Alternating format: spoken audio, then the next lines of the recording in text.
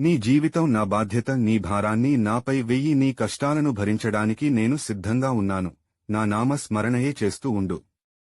మీరు ఎక్కడైనా నా సహాయం అందుకుంటారు.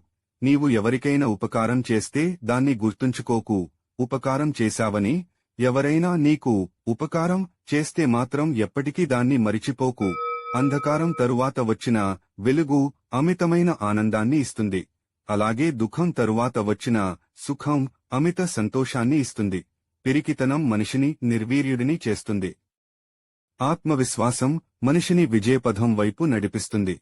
నిజాన్ని దాచిపెట్టి అబద్ధాలు చెప్పుకుంటూ బ్రతకటం, లేనిది ఉన్నట్టుగానూ జరగనిది జరిగినట్టుగానూ, ఇతరుల దగ్గర వారి ప్రాపకం పొందటానికి మరియు తాత్కాలిక లబ్ధి పొందటానికి ఆరోపణలు చేయుట వలన, ఉన్నదానిని కప్పివేయటం వలన సాంసారిక సాంఘిక జీవనం అయోమయంగా మసకమసకగా తయారవుతుంది.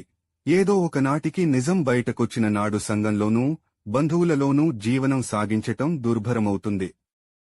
ఇలాంటి దారిని దాటటానికి గురువు యొక్క మాటలే దీపపు వెలుగులాంటివి. గురువు మాటలు పాటించు, ఆ వెలుగులో పయనించు. సుఖమయ జీవనాన్ని సాగించు. రాముడు నీకు మేలు చేస్తాడు.